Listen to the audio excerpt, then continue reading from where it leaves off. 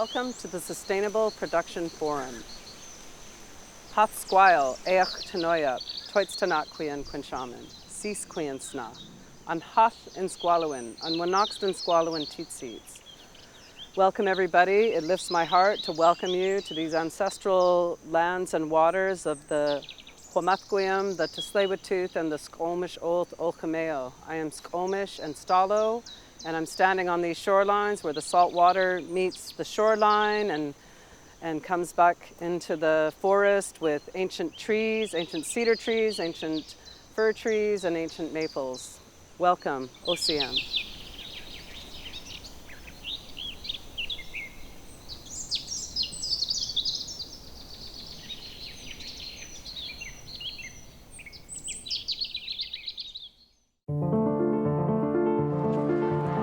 It's our job at CBC Radio-Canada to report on what we, as Canadians, care about.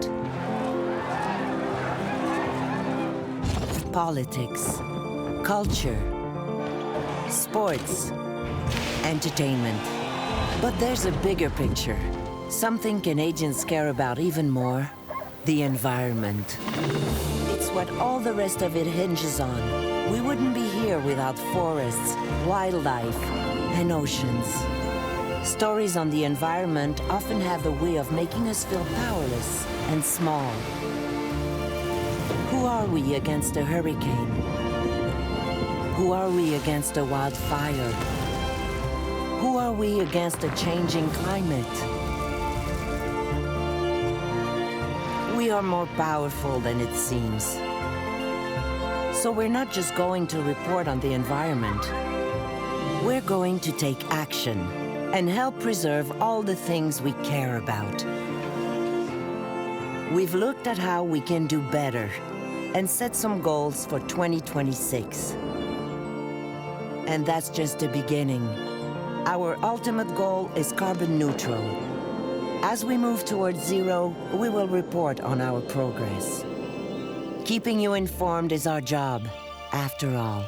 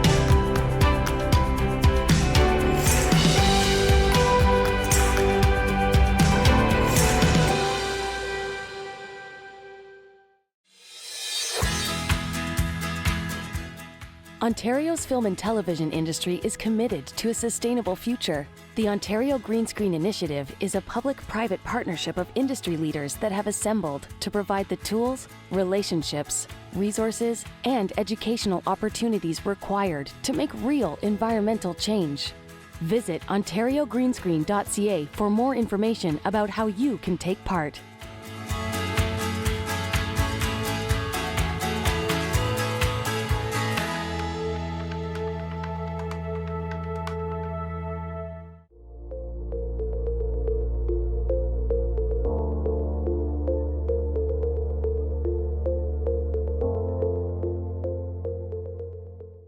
Welcome to SPF 22. I'm Zena Harris, President of GreenSpark Group and Creative Director of the Sustainable Production Forum. Hi, I'm Melanie Windle, Executive Producer of the Sustainable Production Forum. Thank you for being here with us. I'd like to thank Cease Weiss for that wonderful traditional welcome. I'm tuning in from the traditional territories of the Blackfoot Confederacy, Siksika, Kainai, and Piikani, the Tsuut'ina Nation, the Nakota Nations, the Métis Nation Region 3 in the Treaty 7 region of Southern Alberta. Today, I'm tuning in from the traditional territories of the Puyallup and Coast Salish peoples of the Puget Sound area. This virtual event is coming to you from around the globe. And if you are unsure of whose traditional land you are watching us from, you can visit native-land.ca or indigenousworld.org to learn more. Those links should be popping up in the chat shortly. Please share with us in the chat where you are tuning in from. We are so excited to welcome you back to the 7th Annual Sustainable Production Forum. It's a delight to gather again. For the better part of 2022, Zena and I have been discussing your pain points, your successes, and figuring out how we can have an impact and move the needle in decarbonization in our sector. We have been meeting with leaders, experts, change makers, and disruptors for the last 6 weeks, having incredible conversations, and we are excited to share them with you throughout the month of October. If you have occasion to be in Vancouver, Toronto, or New York City, don't forget to check out our in-person events. Please introduce yourself. We love seeing the community grow. Something special about SPF is that it is a gathering place for stakeholders across the entertainment industry, and we are very grateful for the support, collaboration, and allyship we have developed with our partners. The SPF 22 lead partners are presenting partner, Real Green, Creative BC, Motion Picture Production Industry Association, platinum partner, MBS Canada, signature partners, CBC Radio-Canada and Telefilm Canada.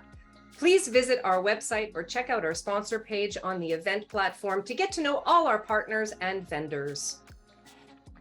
A bit of housekeeping. Please take an opportunity to engage with the community board, to post or take our polls during sessions. Say hello to our partners and vendors. Please help us gather important measuring points by participating. Join the social media conversation by using the hashtag SPF22.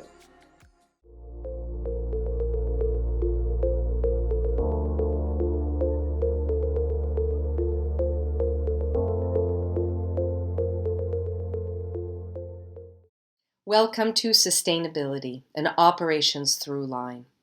The BBC has been on a sustainability journey for over a decade. In this fireside chat, we'll unpack how they embarked on this mission and discover what it takes to integrate sustainability throughout your operations. Joining us today are Sally Mills, Head of Sustainability, BBC Studios. Sally Mills is responsible for driving and implementing the sustainability strategy across the business globally.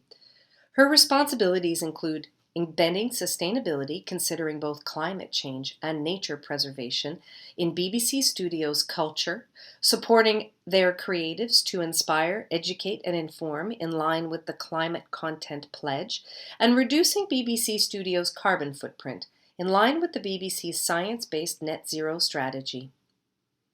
And leading this conversation is Zena Harris, President, Green Spark Group, and the Creative Director of Sustainable Production Forum. Zena is the bold visionary behind Green Spark Group. She has worked with studios such as 21st Century Fox, NBC Universal, and Amazon to implement sustainable production practices on film and TV shows.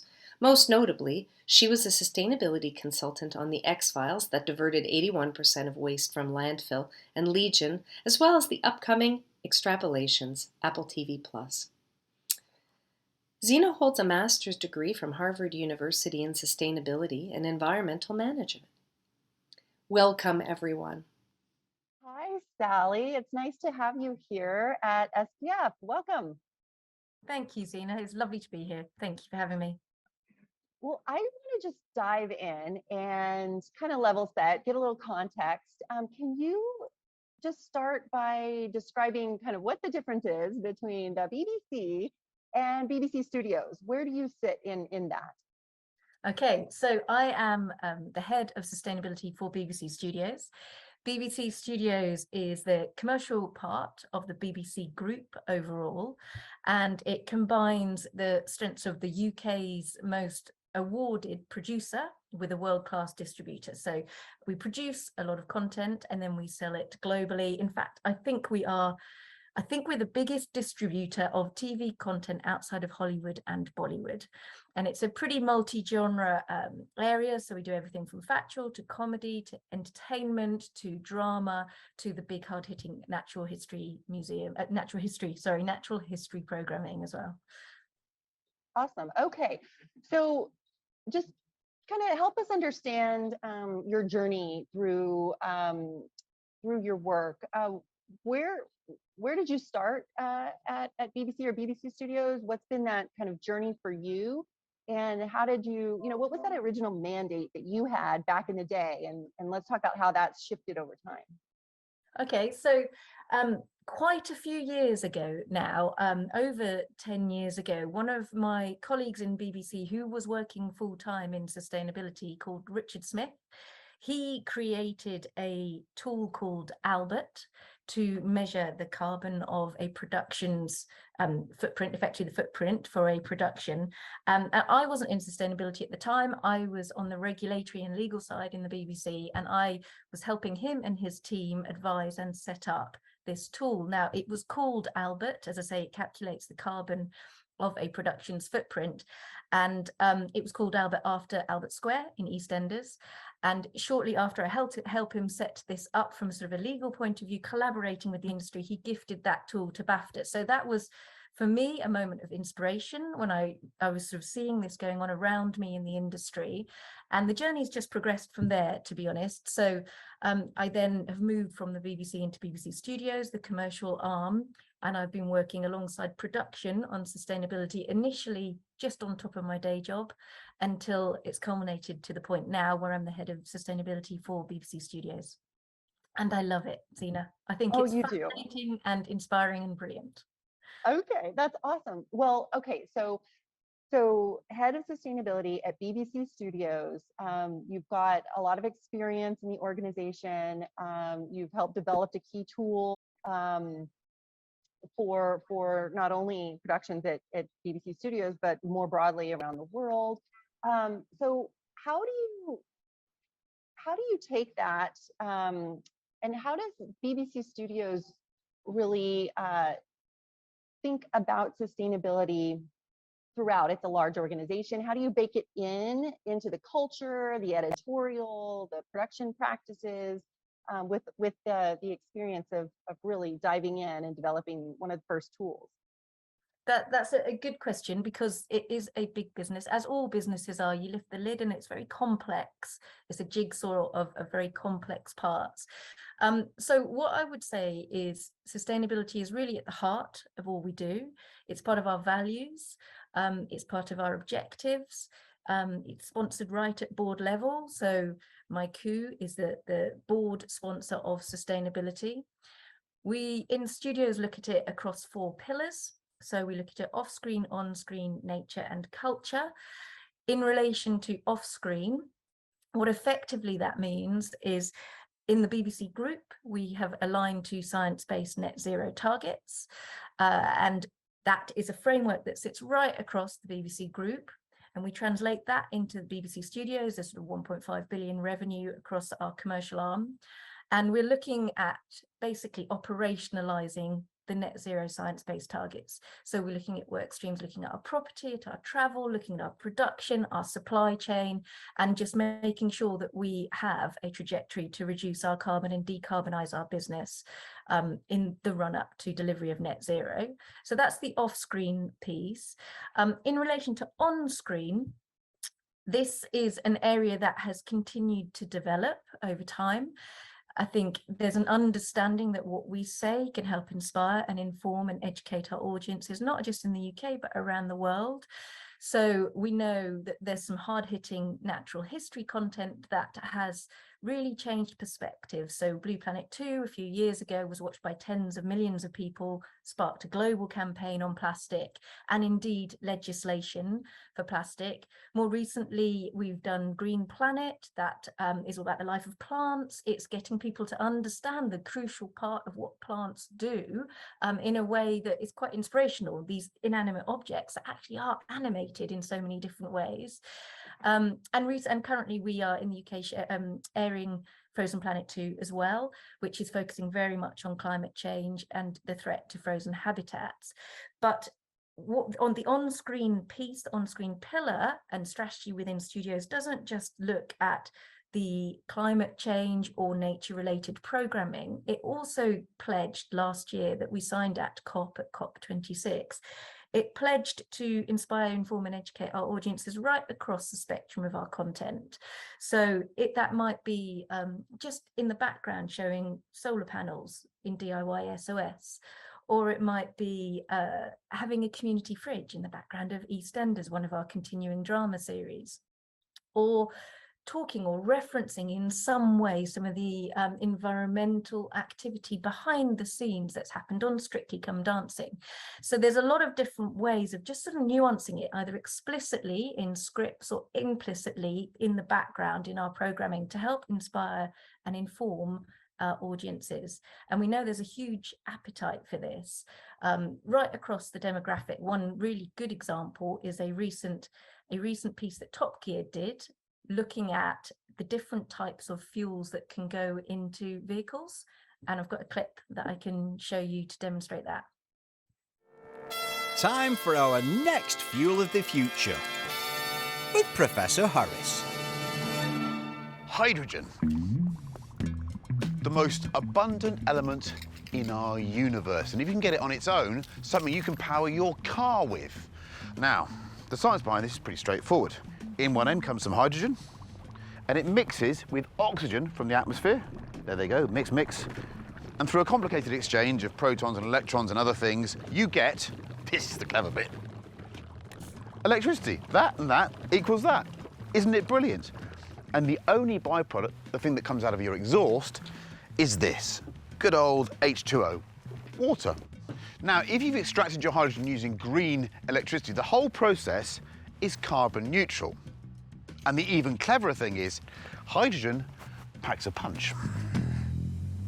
Now, in rocket A, we have 2 grams of petrol, and in rocket B, we have 2 grams of hydrogen. And we're going to find out which produces the biggest bang. Serious science, this. So, first up, petrol. Lovely, explodey petrol. Okay, and now, hydrogen.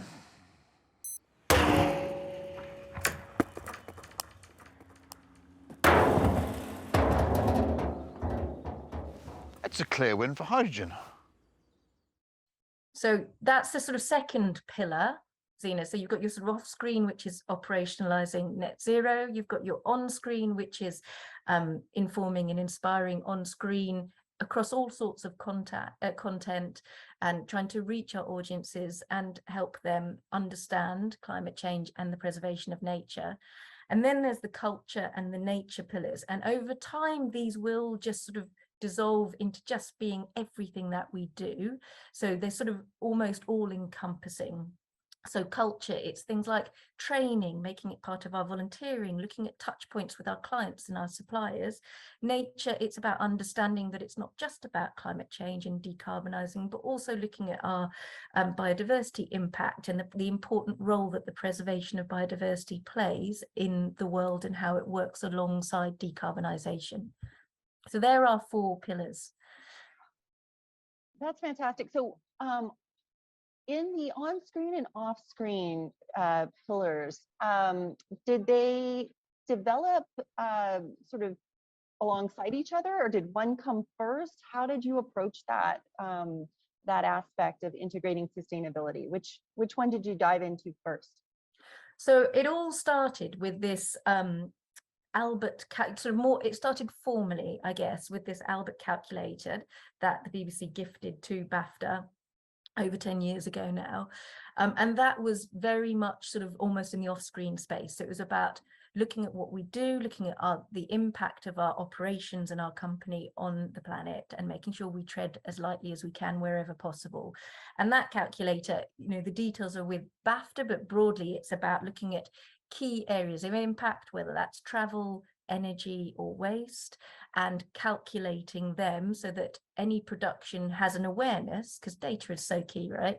Has an awareness of what their impact is, and then crucially, what they can do to try and change that and reduce that. So I would say that was the sort of starting point for this industry, and then it has grown.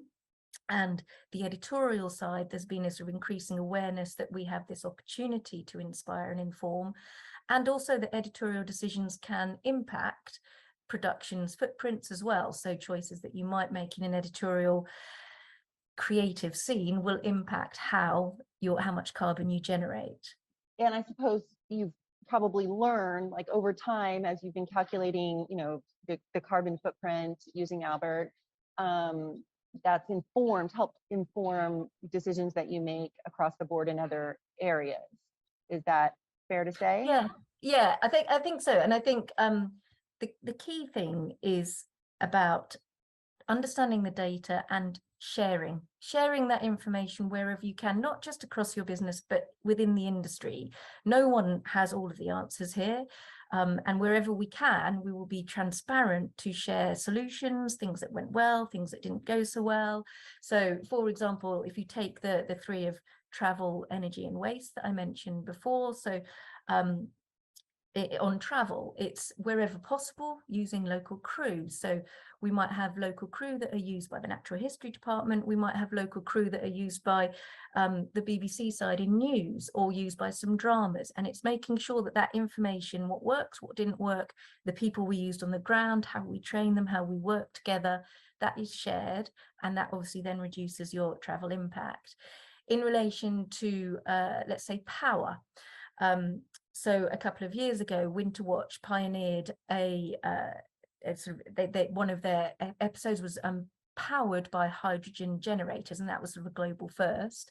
And they've now taken that knowledge, pulled it through the other watches, so Spring Watch, Winter Watch, Autumn Watch, etc., and then shared that with the industry. So there's an understanding of how we move away from using diesel, start using more sustainable power to generate, to support our productions.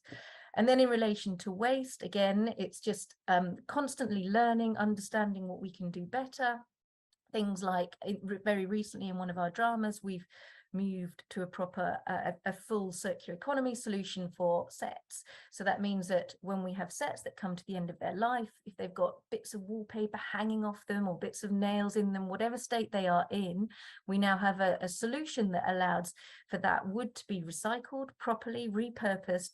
The wood goes back into the community. Some of it will go back into the sets. And actually we've set that up with a social enterprise scheme as well. So the local community that we're doing that repurposing of the wood in is benefiting as well. So all of this is a learning curve, Zena. We don't have all the answers.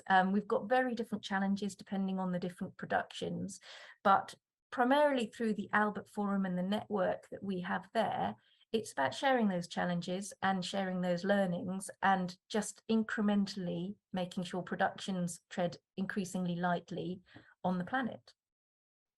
Yeah, and that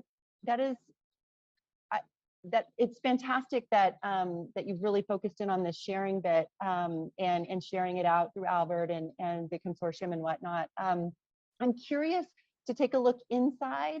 And how do you do that within BBC Studios? What does that look like for you, sharing these stories and learnings across your teams, and how does that trickle into their not only the culture building piece, but how they then start to operationalize these new learnings or the potential challenges that come up? How does that work for you? So we have a forum to pull together people. We've got key sustainability champions that we've put into different genres, and we pull them together to discuss innovations that they've learned or things that they've come across, challenges that they can share across the genres, so that you do get that cross-pollination of ideas. It's not just across production as well. We've got obviously events in our business. We have sort of global news. We have people making branded content. We have lots of different types of approaches. And it's just trying to create a forum to share. I would say that's getting better, but it's not perfect by any means, because some people will want to talk about completely different subjects to other areas. It depends what area you're focused on at any one time. But it is evolving, and people are connecting through that, and then having offline chats, which is a sign of a success. If people are then connecting outside of the forum, that means they're sharing. We've also got a central Dropbox of ideas. So we've put some fact sheets around waste, travel, power, fact sheets around our targets, what we're doing centrally, how that can be supported.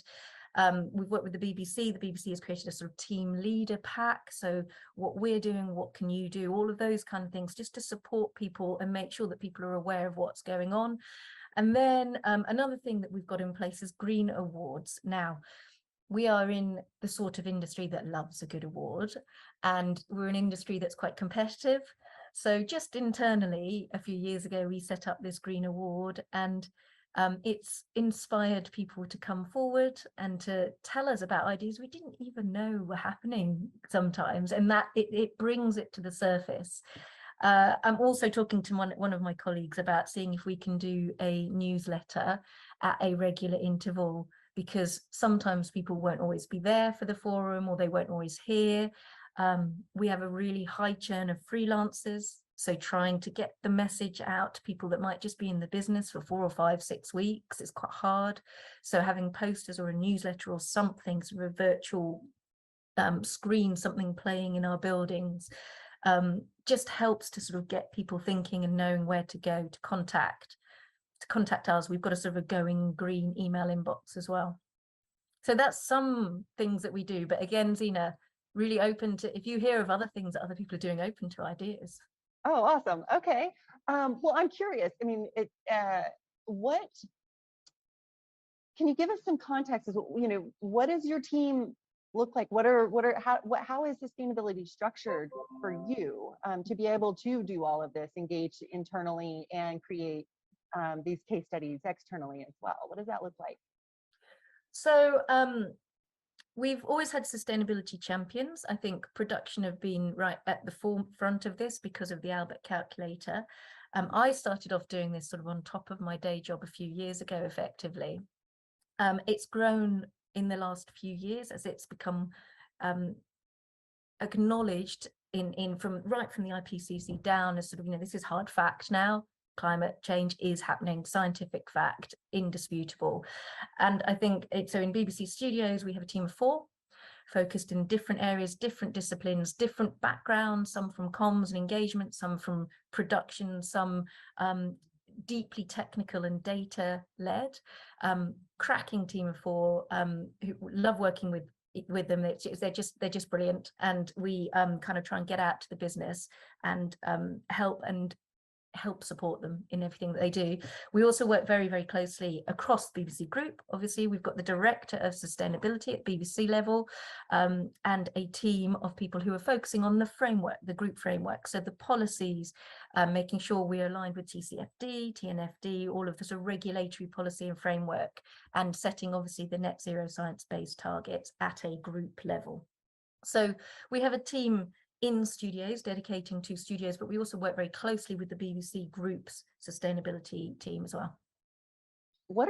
I'm just curious, what are some interesting challenges that you've come up against, or interesting insights that have maybe propelled the creative side or the innovation decisions that have come forth through the work that you and your colleagues are doing in the sustainability space? So, that's a good question. So I think in the context of net zero, some of the challenges is just a large part, as I think would probably be the same for a lot of people, a large part of our footprint is in our supply chain. So one of the sort of central challenges for me is sort of trying to engage that supply chain and bring them along that journey with us. And that's a long tail of quite small suppliers as well. So we're just sort of embarking on that journey now of trying to set out the stall and engage with them and bring them with us on that net zero transition. I think another challenge is it's probably linking to the fact that our audience are really, really keen to know more. I think it's 8 out of 10 of the people that watch our shows, certainly across the UK and to some extent globally, although I don't have the finite stats for every single country around the world to hand, but a large amount are engaged, hugely enthusiastic, something that they want to know more about and want to know more specifically what to do. But equal and opposite to that is there are a lot of stats and surveys that demonstrate the audience don't always know what to do. And if you give a list of 10 things that you can do, whether it's fly less, drive an electric car, recycle, etc., typically the surveys show that people get it the wrong way round. They might think that plastic, Blue Planet 2 raised the massive issue of plastic, but in terms of carbon, it might be in anyone's personal circumstances, it's about flying less rather than using a single-use water bottle, not using a single-use water bottle, for example. So there's a challenge there in just making sure that what we say on screen is not all about the low impact science. It's actually covering the high impact science, and some of that might not be sexy. It might be stuff like, I don't know, loft insulation. So it's trying to think about representing on screen what our audiences need to understand and begin to grapple with. So it's kind of taking, how to appeal and inspire, but also bring forth those key impact areas and make them, shine, so to speak, and inspire people to act on those as well.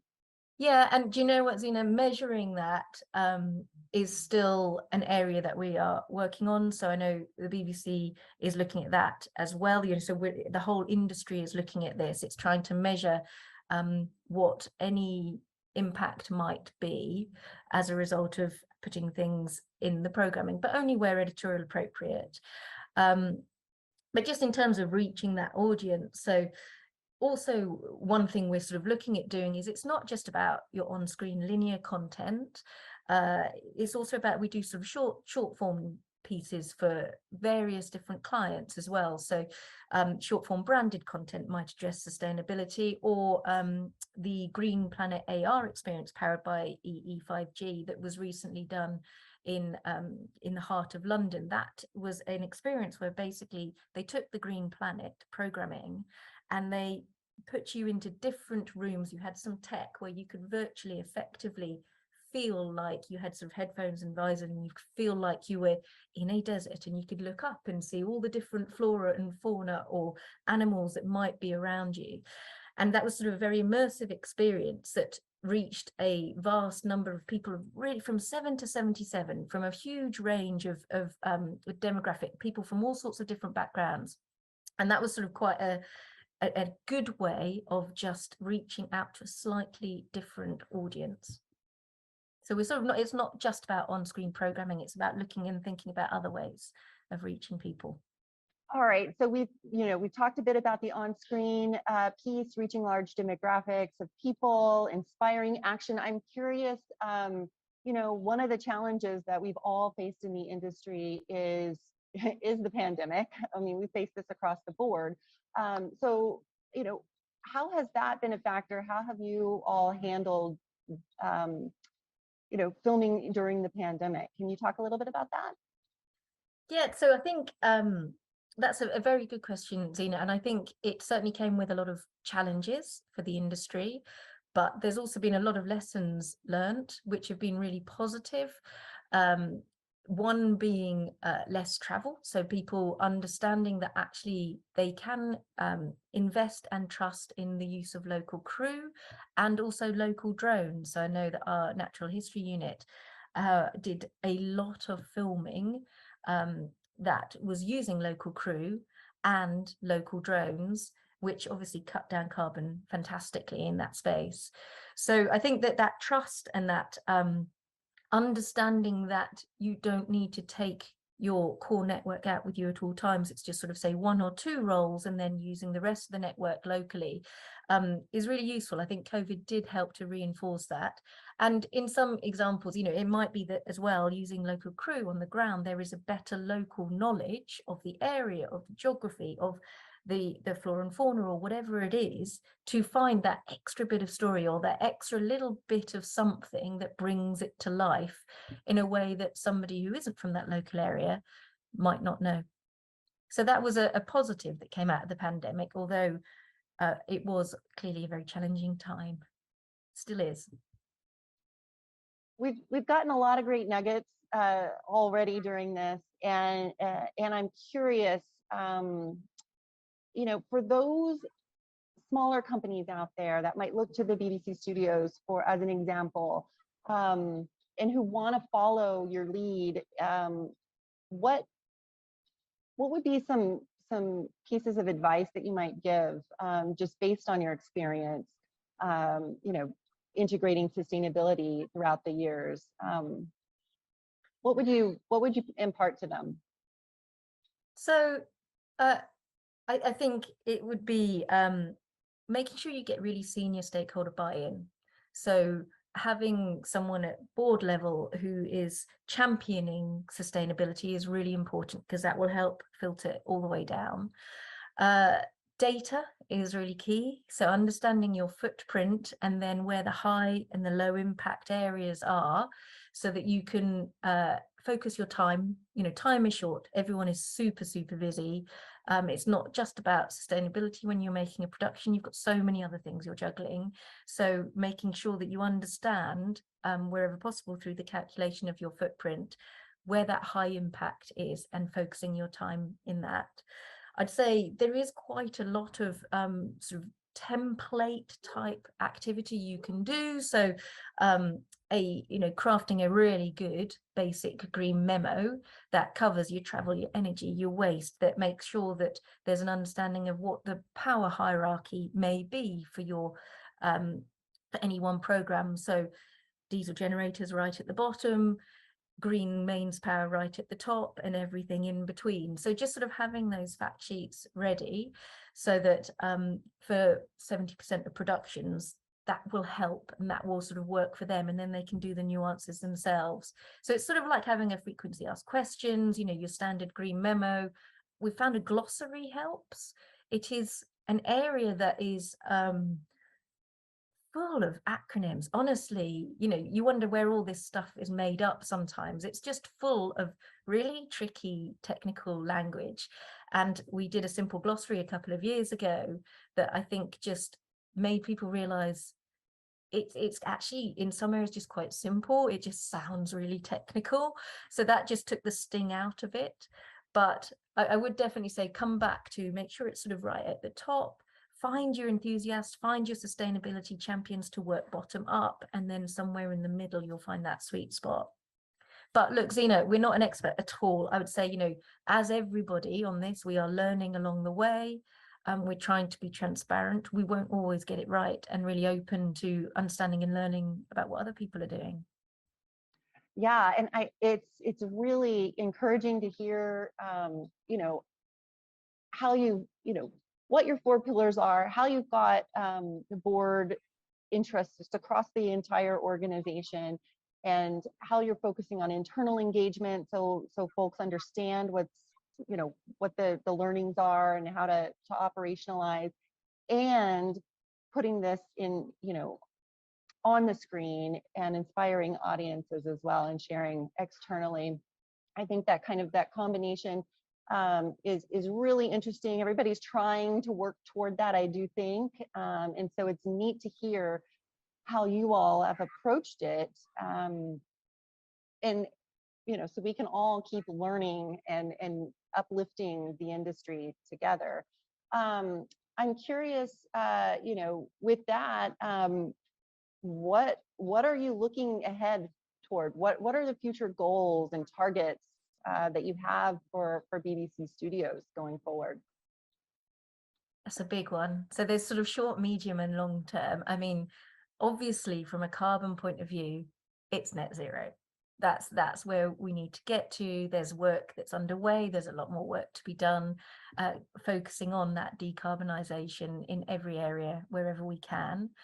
I think, sorry, something just binged.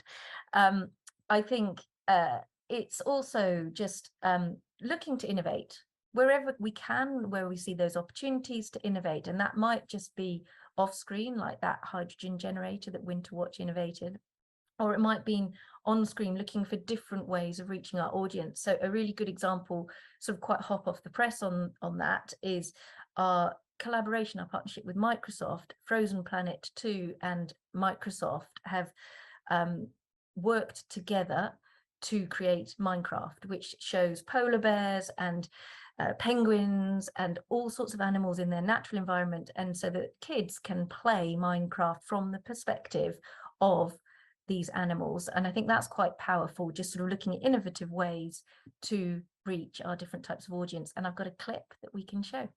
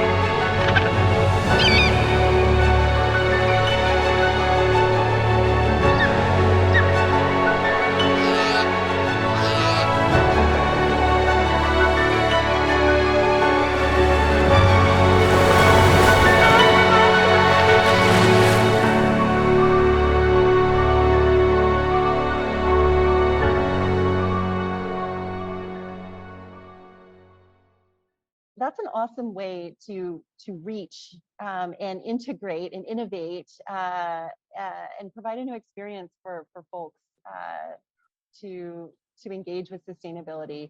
I'm just curious, what might be some other interesting trends or interesting aspects of the work that you'd like to delve into that you haven't yet had a chance to yet?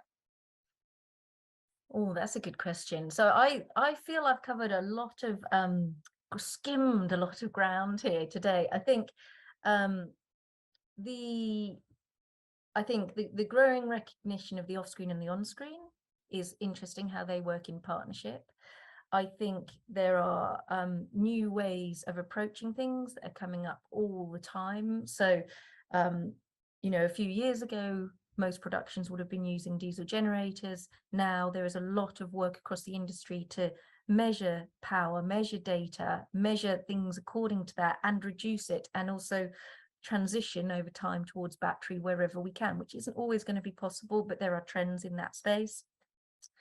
I think it's just about sharing and innovating. I think people are, as net zero is unfolding, people are beginning to work together even more, to realize that this isn't something that you can do in isolation. You have to do it not just with your peers, but also with your suppliers, to find those solutions to work together and to embed them in the business. So I think hopefully the trend is continued collaboration and continued acceleration as we get closer and closer to our targets. Yeah, absolutely. And with this being kind of, you know, called the decisive decade, I'm just curious, as we kind of wrap it out here, I'm curious, what is bringing you hope as you do this work every day and engaging with colleagues every day?